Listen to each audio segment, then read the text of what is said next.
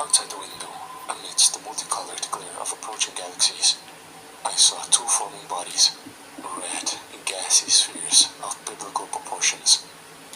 And as black specks emerged in their centers, I realized what they were. Eyes of unfathomable enormity. I tried to scream, but my quivering, narrowing throat was unwilling. Could it have been strangled? Perhaps by that paranormal deity? Black tendrils emerged from the abyss of the universe's ever-nearing edge. They curled forwards and took the shape of colossal, godlike fingers, fingers that were reaching towards us. The ship suddenly lurched forwards. The captain, who had looked upon the horror in the depths of space, commenced our voyage into Harriet's eye.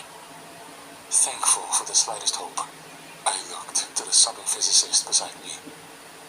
"Harriet," he cried, You promised." With a thunderous clap, the tremendous, ear-shattering sound of the collapsing universe returned, as if the terrifying entity, with eyes like blazing gateways to hell, were roaring in fury at our attempted escape. Those ever-stretching fingers soared towards our spacecraft, and the M50 began to jolt from side to side. A trillion swirling lights soared towards our ship as the universe's collapse quickened. I screamed as I finally fathomed the horror of being crushed by a universe. But then, the pulling began. The pull of the shriveled, near-closed anomaly. Blackness began to envelop our ship. We were entering Harriet's eye. As Stanley and I steadied ourselves against the nearby desk, I closed my eyes and thought of home. The little green rock that I had shunned for my entire life. In that moment, it was the only thing I wanted. Following an explosion of sound, everything stopped. All sound, all movement.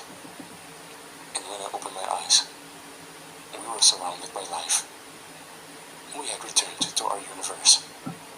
There were bright burning stars in the distance, fully formed planets, serene tides of space that gladly carried us home. A long, quiet journey home. I rushed to the laboratory window to eye the fading anomaly. Did it close, or simply fade from view? I still don't know. Part of me believes, in the dark and distant space, I might have seen those terrible black tendrils slinking back through the tear between realities. The hand of a god fleeing its dying universe to claim another. Dr. Jacobs and Dr. Farrow await trial for what they did. I've been denied visitation privileges. But I need to see him. I need to understand. The last thing he said to me. It lives.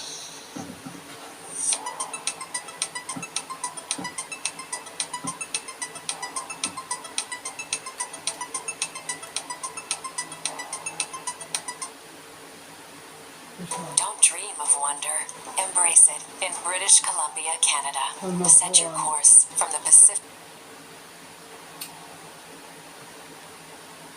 Even thinking about retelling this story has made me the most afraid that I've ever been in my life. I suppose if I keep it bottled up, I'll go insane. God knows the security company isn't talking. I feel like if I don't warn people, then they go there. Alright, if I'm telling the story, then I'd better back up a bit. It started a little over a month ago. I work for a security firm that guards projects all over the country. I'm sort of a specialist. It seems like if there's some weird stuff happening at a site, I get called in. I'm not sure why. Maybe my ex-military background, or maybe the fact that, well, and we'll get to that. This place up in New England was having some trouble. A local firm was remodeling an old church when workers suddenly started quitting. No one seemed to have a good reason why they didn't want to work there anymore.